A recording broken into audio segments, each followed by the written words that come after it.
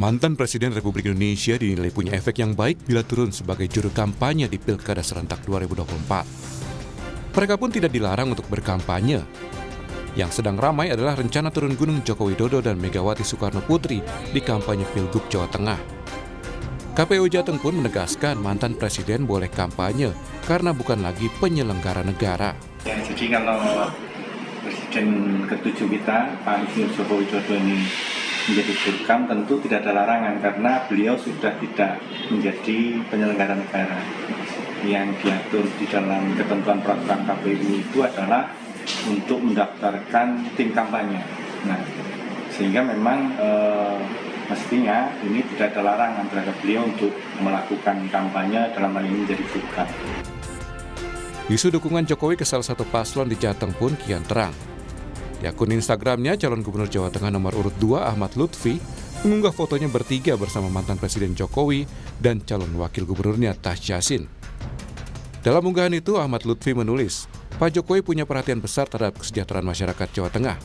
Saya dan Gus Yassin dapat banyak wejangan untuk melakukan percepatan ekonomi. Matur nuwun Pak, semoga kami amanah, tulis Ahmad Lutfi. Soal dukungan Jokowi ini pun disinggung Ahmad Lutfi dalam debat perdana Cagup Jawa Tengah. Ngopeni adalah memberikan pelayanan yang terbaik kepada masyarakat. Sebagaimana pernah dicontohkan oleh Presiden yang ke-7, yaitu Bapak Joko Widodo, mendukung kami. Cagup Jateng nomor urut 1 Andika Perkasa pun tak masalah Jokowi jadi jurkam, karena memang Jokowi punya hak. Enggak apa-apa. Hak beliau, Mas. Sementara soal Megawati yang turun gunung untuk kampanye, Ketua DPP PDI Perjuangan Puan Maharani menyebut kedatangan Ketua Umum PDIP itu ke Semarang, Jawa Tengah pekan lalu untuk konsolidasi pemenangan pilkada. Dan tidak ada kaitannya dengan isu cawe-cawe mantan Presiden Jokowi di Pilgub Jateng. Puan bilang, Megawati turun langsung ke Jateng karena Jawa Tengah salah satu provinsi terbesar jumlah penduduknya. Bagaimana memenangkan semua calon PDI Perjuangan yang ada di Jawa Tengah, bagaimana kemudian mengkonsolidasikan tiga pilar yang ada di Jawa Tengah. Ya, sebagai ketua umum kan beliau memang mempunyai perhatian di semua pilkada yang ada di Indonesia. Jadi ya, kalau kemudian datang ke Jawa Tengah karena merupakan salah satu provinsi terbesar yang ada di Indonesia. Ada kaitannya dengan apa cawe-cawe Pak Jokowi enggak? Enggak ada hubungannya. Wacana turunnya dua mantan presiden, Jokowi dan Megawati sebagai jurkam, memang menguat di Jawa Tengah. Sebagai warga sipil tak ada larangan untuk mereka ikut berkampanye. Tim Liputan, Kompas TV.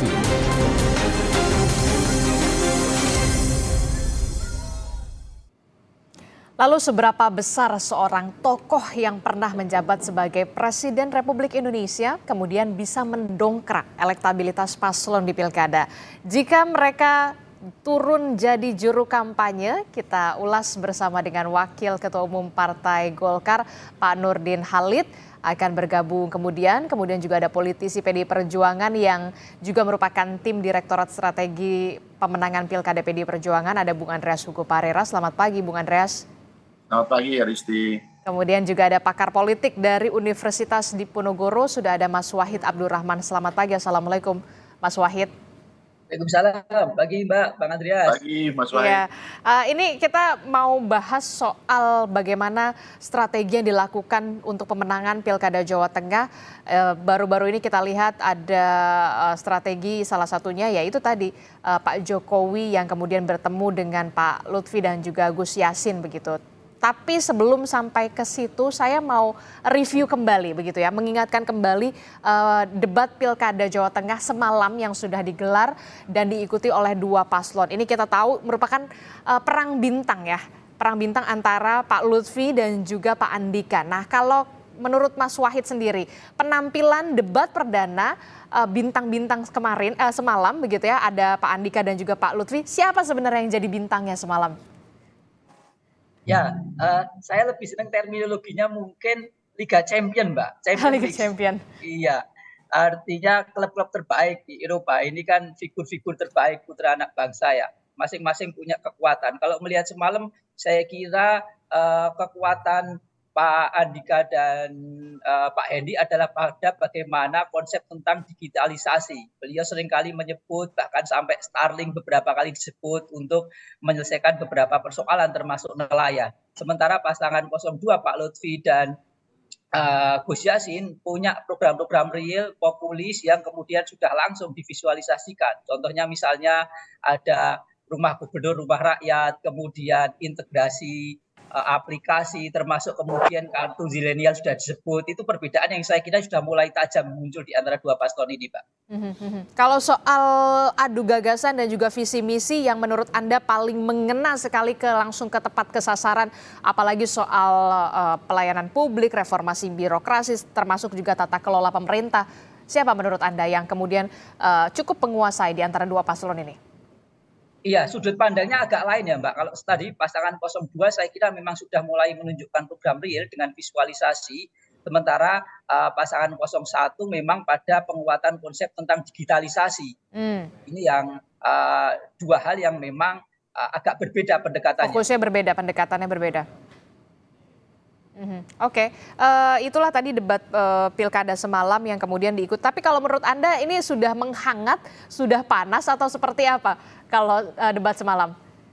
Iya, saya melihat masih dalam budaya Jawa ya, Mbak. Jadi saling memuji, kemudian tidak saling menyerang. Ini baik, saling mengakui kebaikan program. Inilah karakteristik budaya politik Jawa yang memang kita harapkan terus ke depan. Tetapi terlepas dari itu, saya kira juga penting untuk saling menonjolkan program-program real begitu. Ini saya kira nanti debat kedua akan semakin meningkat ya tensinya. Oke, di debat pertama masih alon-alon asal kelakon begitu ya, ibaratnya begitu. Nah, kalau Bung Andreas, Anda melihatnya debat semalam ini seperti apa penampilan dari jagoan Anda, Andika Perkasa dan juga Mas Hendy? Ya, saya tidak lihat keseluruhan, tapi saya perhatikan ketika penyampaian presentasi awal dan kemudian juga ada bagian di dalam ya debat itu sendiri gitu. Ya, tentu Pak Andika dengan reputasinya meyakinkan gitu. Kalau saya lihat beliau yang memberikan keyakinan dan meyakinkan ya para pemirsa yang baik yang hadir di ruang kampanye tersebut, ruang debat tersebut maupun ke publik melalui berbagai media elektronik gitu. Juga ya Mas Hendy dengan pengalamannya ya, sebagai ya wali kota dan pengalaman di pemerintahan, saya kira mereka sesuai dengan topiknya menguasai masalah, menguasai masalah yang ada di Jawa Tengah dan kalau Pak Andika saya lihat secara keseluruhan beliau menguasai persoalan dan juga kemudian juga coba untuk melihat Jawa Tengah dari teropong persoalan yang ada di Jawa Tengah. Dan saya punya keyakinan bahwa ya mereka pemimpin yang tepat untuk ya masyarakat Jawa Tengah ke depannya nanti. Oke, kalau Pak Nurdin Halid melihat semalam debat ini sudah cukup panas atau kemudian nanti di debat kedua baru akan benar-benar terlihat begitu Pak Nurdin Halid? Kalau kemarin apalagi Gus Yassin nepoi ini mulu pundak Pak Lutfi itu ya. Ibaratnya mensupport atau menenangkan atau bagaimana sebenarnya Pak Nurdin Halid? Ya, jadi kalau kita melihat ya bahwa penampilan keempat tokoh ya, baik Pak Andika dengan pasangannya Raindi maupun Pak Malupi dengan Gus Yassin itu sebetulnya rakyat Jawa Tengah itu patut bergembira, berapresiasi karena empat tokoh ini adalah pemimpin yang dua pasangan ini sangat teruji, punya pengalaman ya, dan itu pengalaman yang cukup panjang sehingga Jawa Tengah insya Allah dengan pemimpin siapa yang terpilih pasangan nomor 1 dan 2 itu bisa menjadikan Jawa Tengah jauh lebih baik daripada hari ini.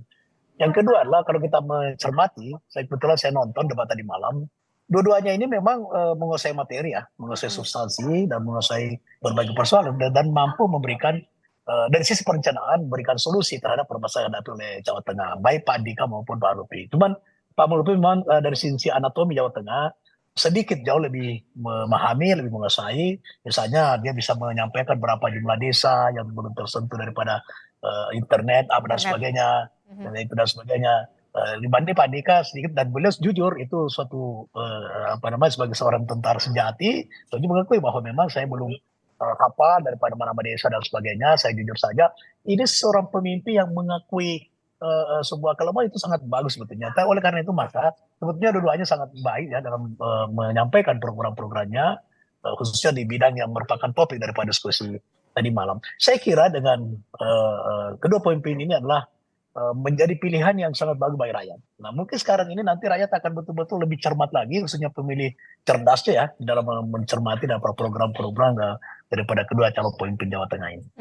Kalau menurut Pak Nurdin Halid, sebenarnya dua-duanya dalam penguasaan materi sudah memenuhi ekspektasi lah ya, walaupun kemudian yang menarik tadi Anda sebutkan ya soal internet, soal kalau tidak salah daerah paling timur Jawa Tengah begitu ya, yang kemudian dijawab oleh Pak Andika Perkasa soal bagaimana internet bisa masuk ke desa-desa yang belum tersentuh, kemudian dijawab oleh Pak Lutfi memang ada 102 desa yang memang belum tersentuh jaringan internet begitu ya, masih black spot internet begitu. Nah, kalau dari Mas Wahid sendiri, debat semalam ini sudah memenuhi ekspektasi warga Jawa Tengah belum untuk penguasaan materi dari kedua paslon ini? Penguasaan materi dan juga visi misi gagasan yang kemudian harus memberikan solusi pastinya. Ya, saya kira untuk debat perdana sudah memenuhi ya Mbak. Tadi Pak Andika punya gagasan ke depan tentang bagaimana membangun digitalisasi yang baik termasuk menggunakan satelit. Sementara Pak Ahmad Lutfi menunjukkan bagaimana kemampuan beliau memahami lapangan, memahami peta persoalan di desa-desa. Itu kemudian dijawab dengan program-program real. Dua-duanya saya kira sudah menjawab ekspektasi lah untuk debat perdana. Oke, kalau menurut Mas Wahid semuanya sudah menjawab ekspektasi publik khususnya warga Jawa Tengah untuk adu gagasan, visi misi yang memang realistisnya adalah memberikan solusi begitu ya bagi warga Jawa Tengah. Nah, yang kemudian menarik di sini di dalam debat kemarin adalah pernyataan dari calon gubernur Jawa Tengah Pak Ahmad Lutfi yang mengatakan Presiden Joko Widodo, Presiden ke-7 Republik Indonesia ini memberikan dukungan kepada dirinya dan juga Gus Yassin. Ini alasannya apa diungkapkan Pak Nurdin Halid? Penegasan atau bagaimana? Nah, itu sebetulnya bagian daripada taktik dan strategi. Taktik dan strategi untuk? Ya, untuk mengajak masyarakat, untuk mencerahkan demokrasi masyarakat, untuk mengatakan bahwa kami didukung oleh Presiden ke-7 yang memang sampai daripada berhenti menjadi presiden itu respon positif masyarakat terhadap kinerja Pak Jokowi itu sangat tinggi. Yang kedua, memang kita semua akui bahwa ternyata itu adalah basis daripada PDIP dan Pak Jokowi menurut saya juga sampai sekarang masih anggota PDIP dan Ketua Umum PDIP Ibu Mega juga sudah turun ke Jawa Tengah. Jadi ini ingin mempertegas bahwa kami juga ini didukung oleh Pak Jokowi. Nah, dan Pak Jokowi adalah mantan presiden yang memiliki prestasi yang sangat dikenang oleh Indonesia khususnya di bidang infrastruktur, pelayanan publik dan sebagainya. Nah, itu terukur sekali oleh survei sampai dengan beliau berhenti masih sangat tinggi daripada kepuasan masyarakat. Nah, oleh karena itu digunakan oleh pasangan Pak Malupi untuk menyampaikan kepada rakyat Jawa Tengah bahwa kami pasangan yang sangat didukung oleh Pak Jokowi. Ini bagaimana untuk meningkatkan neutral, mengajak masyarakat bahwa pembangunan berkelanjutan di Jawa Tengah itu juga sangat penting, hal-hal yang baik yang dilakukan khususnya yang program-program nasional yang telah dilakukan oleh Pak Jokowi di Jawa Tengah. Ini sekali lagi mempertegas bahwa masyarakat Jawa Tengah dukunglah kami karena kami bersama dengan Pak Jokowi. Sehingga apa yang sudah dilakukan Pak Jokowi di sana akan dilanjutkan. Ya. Ingin kembali mempertegas bahwa memang pasangan Ahmad Lutfi dan juga Gus Yassin ini didukung oleh Presiden ke-7 Republik Indonesia Pak Joko Widodo. Nah, keuntungannya apa? Apa yang ingin dipertegas kembali kalau ini loh Pak Lutfi sama Gus Yassin ini didukung oleh Pak Jokowi? Apa yang insentif elektoral atau seperti apa? Ya, diharapkan. Iya tentu ajakan kepada masyarakat untuk memilih Pak Ahmad Lutfi dengan pasangannya gitu. Nah, ini bagian daripada strategi politik, strategi penghalangan daripada pasangan Pak Ahmad Lutfi untuk memenangkan daripada pilkada di Jawa Tengah. Karena banyak hal program nasional Pak Jokowi yang telah dilakukan untuk di Jawa Tengah, bagian daripada pembangunan nasional. Nah, yang baik itu pasti akan dilanjutkan. Oke, itu jadi ingin program dipertegas ya. Presiden Joko Widodo yang pada saat itu yang baik di Jawa Tengah akan dilanjutkan. Kemudian itulah yang menjadi strategi kemudian Pak Lutfi akhirnya mempertegas kembali Joko Widodo mendukung pasangan Ahmad Lutfi dan juga Gus Yassin. Kira-kira begitu ya? Ya, dan jangan lupa bahwa Pak Jokowi adalah seorang pemimpin juga yang sangat mengakar di Jawa Tengah. Nah, momentum itu ingin digunakan oleh Pak Malupi dan saya kira itu sebuah strategi yang sangat bagus. Ajakan kepada masyarakat, wahai masyarakat Jawa Tengah, pilih kami karena kami adalah didukung oleh Pak Jokowi, kira-kira begitu.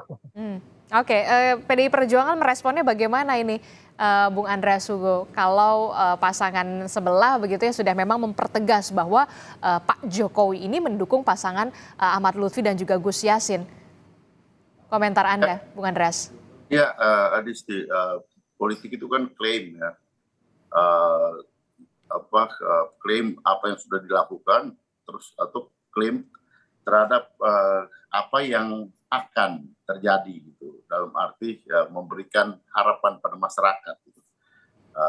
Dan itu ya sah-sah aja di dalam kampanye gitu. Dalam arti saya mengatakan bahwa Mr. X akan mendukung saya gitu. Ya pertanyaannya apakah nanti memang di dalam faktanya seperti itu rakyat yang akan melihat gitu. Itu rakyat yang akan menilai. Itu banyak terjadi di hampir di pilkada-pilkada sekarang gitu. Ada orang yang memasang foto gambar kita disandingkan bersama gambarnya Pak Nurdin, mungkin di dapilnya Pak Nurdin juga disandingkan dengan calon pilkada. Kenapa? Karena dilihat sebagai tokoh gitu. Itu hal yang biasa gitu di dalam atau menyampaikan secara terbuka gitu, seperti kemarin yang dilakukan oleh Pak Lutfi gitu. Nah tentu ya di dalam kampanye orang menempelkan dirinya dengan figur yang dianggap artinya dianggap bisa memberikan pengaruh pada pemilih nanti gitu. Nah pertanyaannya apakah ya tentu figur yang dianggap akan memberikan pengaruh ini mempunyai kredibilitas yang tinggi, mempunyai pengaruh sehingga bisa meyakinkan publik. Nah itu persoalan kemudian, nanti persoalan yang akan dinilai oleh masyarakat gitu. Nah saya kira di sini apa yang disampaikan oleh Pak Lutfi adalah dalam kerangka seperti itu gitu, bahwa menempelkan dirinya dengan mantan Presiden Jokowi untuk meraih dukungan dari masyarakat. Bahwa apakah kemudian Pak Jokowi juga akan memberikan kampanye buat Pak Lutfi, ya kita lihat nanti gitu. Tapi ya kalau kita lihat dari pengalaman sebelumnya kan beliau juga ya pada pileg kemarin juga memberikan kampanye buat partai yang dipimpin oleh putranya gitu. Nah, tapi kan kemudian ternyata bahwa partainya tidak masuk di dalam electoral threshold kan. Jadi ini kan hal-hal yang menunjukkan bahwa bagaimana baik organisasi, baik figur calon di dalam pilkada ini berupaya untuk meraih dukungan melalui figur-figur yang dianggap mempunyai kredibilitas, mempunyai pengaruh untuk bisa memperoleh elektoral dari figur-figur tersebut. PDI Perjuangan tidak merasa khawatir dengan penegasan Pak Lutfi dan juga Gus Yassin ini didukung oleh Joko Widodo, sementara kita tahu Jawa Tengah merupakan kandang banteng. Ya kami kan mempunyai figur-figur juga gitu. Dalam arti di sini kan ada Ibu Megawati Soekarno Putri, ada Pak Ganjar yang merupakan mantan Gubernur Jawa Tengah, ada tokoh-tokoh yang berpengaruh untuk Jawa Tengah yang juga sudah berbuat banyak gitu. Ini dari figur-figur yang akan menjadi juru kampanye gitu. Jadi sebenarnya ini adalah bagaimana para kandidat itu menunjukkan kepada publik bahwa di belakang, di samping dan di sekitar dia itu ada siapa yang ikut mendukung. Dan ini adalah klaim yang penting untuk kemudian meraih elektoral dan meraih dukungan dari masyarakat gitu. Pertanyaannya apakah figur-figur tersebut ya mempunyai kekuatan. Kalau orang tidak mempunyai kekuatan politik lagi, apakah dia mempunyai kekuatan moral yang cukup tinggi gitu untuk ya menerima untuk memperoleh dukungan dari publik. Nah itu juga pertanyaan gitu. Kalau saya tidak punya kekuatan politik, kalau saya tidak punya kekuasaan ekonomi untuk bagi-bagi sembako, untuk kemudian ya dengan kekuatan politik saya menekan orang, mengintervensi, apakah saya punya kekuatan moral yang cukup untuk memberikan pengaruh? Ya itulah yang terjadi gitu di dalam politik kita. Oke, gimana Pak Nurdin Halid? Apakah kemudian Koalisi Indonesia Maju Plus sebagai pengusung ataupun pendukung dari Pak Lutfi dan juga Gus Yassin ini masih menilai bahwa sosok Jokowi ini masih punya kekuatan dan juga masih punya efek yang cukup signifikan untuk mendongkrak elektabilitas di Jawa Tengah, sampai kemudian harus dipertegas di debat perdana semalam? Pak Nurdin Halid masih di mute audionya. Oke. Silakan Pak Nurdin. Ya, satu hal yang perlu kita pahami secara bersama bahwa Pak Jokowi itu memiliki kekuatan politik bersama rakyat.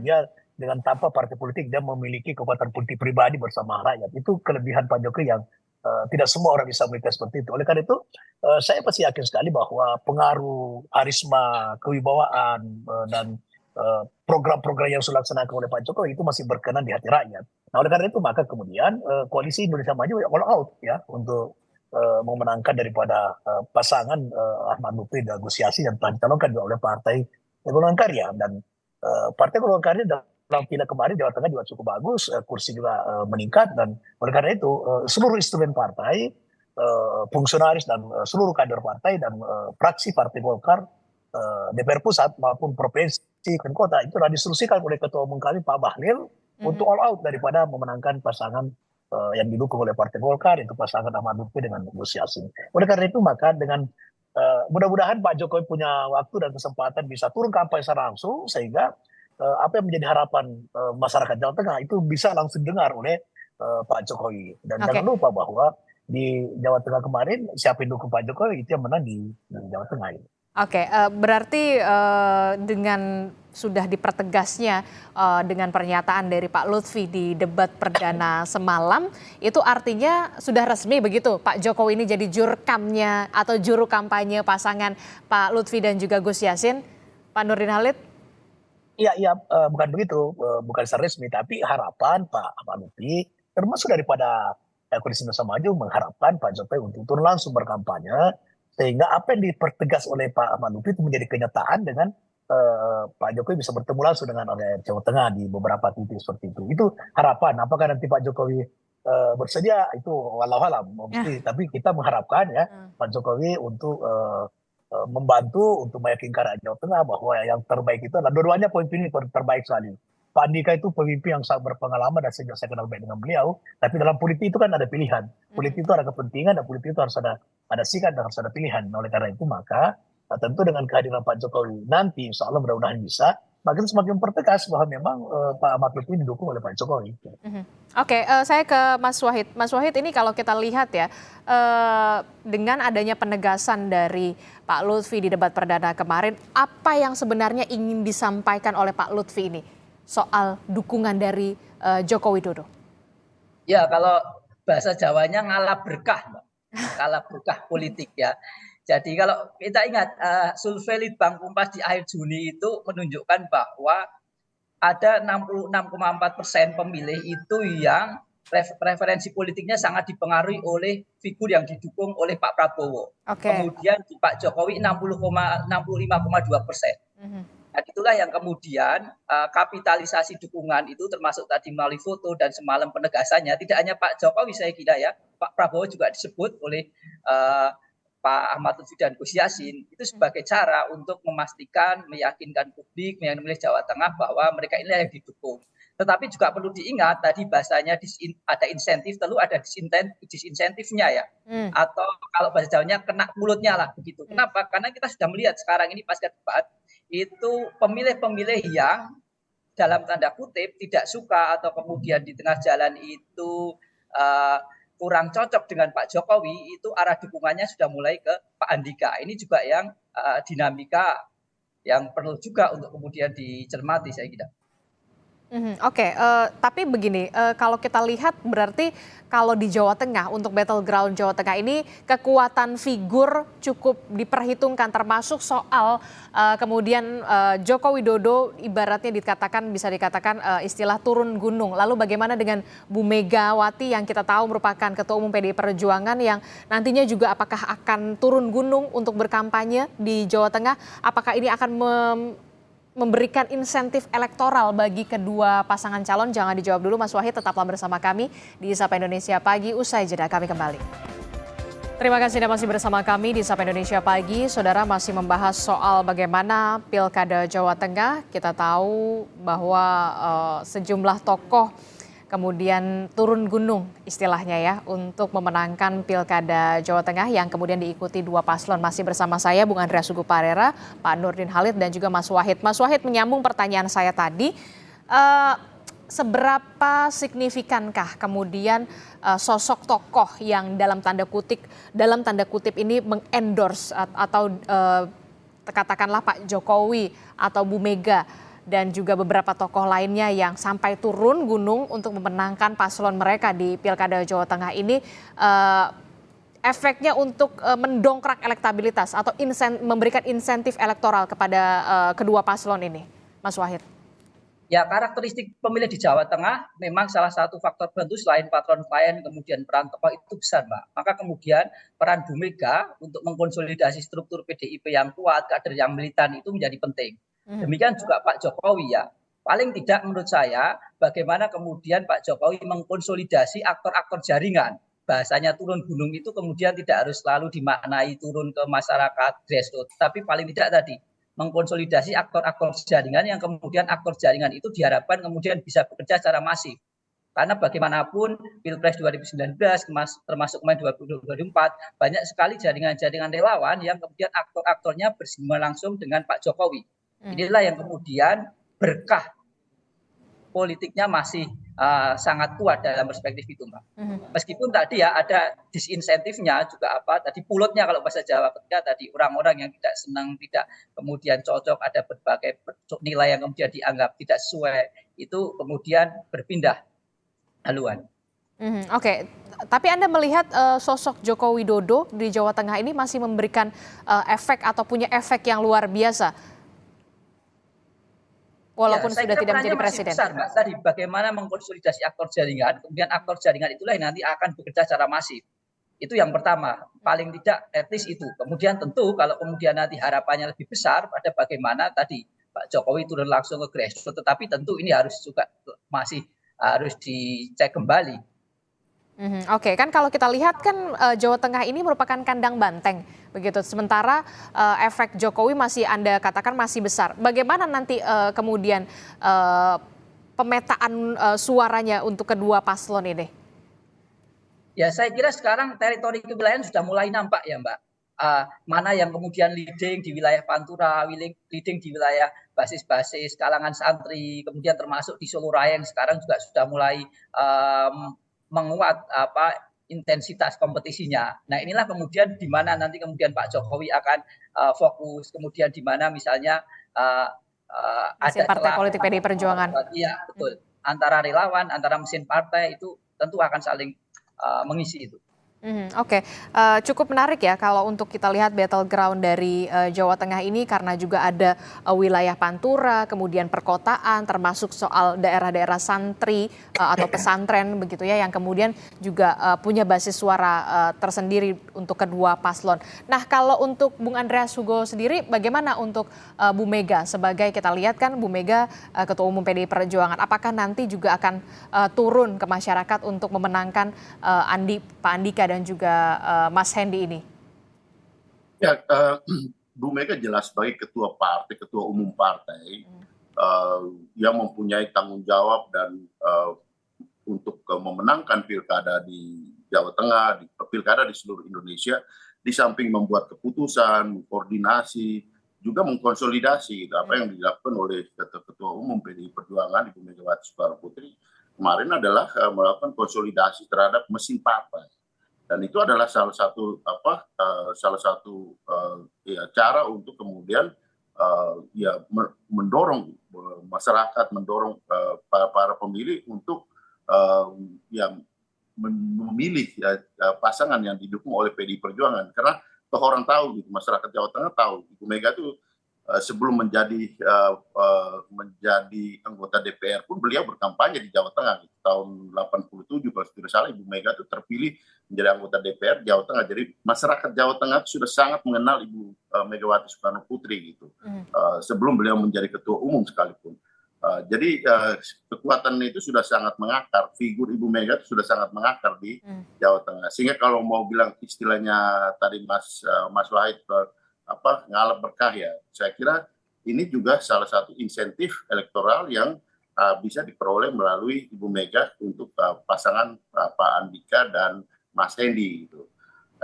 Saya kira disinilah poin daripada elektoral, dan situ di samping beliau sebagai ketua umum partai, ya, beliau mantan presiden kelima Republik Indonesia ini, tapi beliau juga mempunyai kekuatan moral untuk memberikan dukungan kepada pasangan yang didukung oleh PDI Perjuangan. Disinilah saya kira pentingnya figur-figur yang berada di belakang, berada di sekitar daripada calon yang didukung oleh partai tertentu. Saya nggak melihat hal tersebut pada figur yang lain, tapi saya coba untuk melihat bahwa kehadiran Ibu Mega itu penting untuk pasangan yang didukung oleh PDI Perjuangan. Oke, kalau Pak Nurdin Halid sendiri, kalau memang betul nanti Pak Jokowi akan benar-benar menyapa masyarakat untuk memberikan atau mempertegas ini loh, saya dukung paslon Pak Lutfi dan juga Gus Yassin. Ini yang kemudian ditunggu oleh Kim Plus ya, berarti? Ya, jadi gini, sebagian besar masyarakat kita itu masih menganut budaya paternalistik, yaitu pengaruh tokoh itu dalam setiap pilkada itu penting sekali. Ya. Survei juga menunjukkan bahwa ketika ada tokoh dari berbagai kalangan, ya, tokoh masyarakat, tokoh pemuda, tokoh agama dan lain sebagainya, itu ketika turun secara langsung mendukung seorang calon, itu maka elektoral itu bisa terdongkrak luar biasa. Nah, oleh karena itu Bapak bilang Pak Jokowi turun, kemudian Bu Mega turun, ini sangat menarik ya, sangat menarik, berebut pengaruh di Jawa Tengah. Kita harus mengakui bahwa Jawa Tengah itu adalah basisnya PDIP, sehingga kedua tokoh PDIP ini turun, maka itu akan semakin mencerahkan demokrasi rakyat. Nah, tinggal nanti rakyat yang menentukan sebagai yang berdaulat.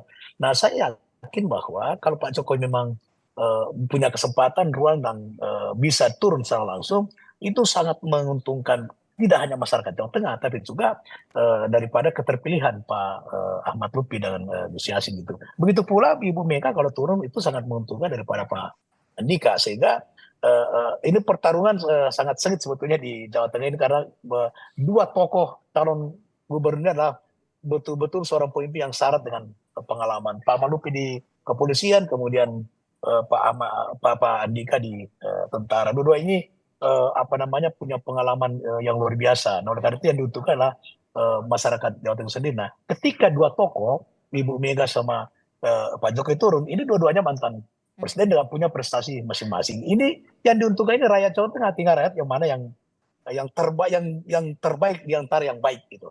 Bukan yang terbaik di antara yang jelek, yang terbaik di antara yang baik. Nah, dua pemimpin adalah yang kita harus mencari yang terbaik. Dan saya yakin bahwa kalau saya tentu subjektivitasnya Partai Golkar, karena kita mendukung Pak Lutfi, maka tentu kita mengatakan bahwa yang baik ke depan 5 tahun akan datang adalah Pak Lutfi untuk Jawa Tengah.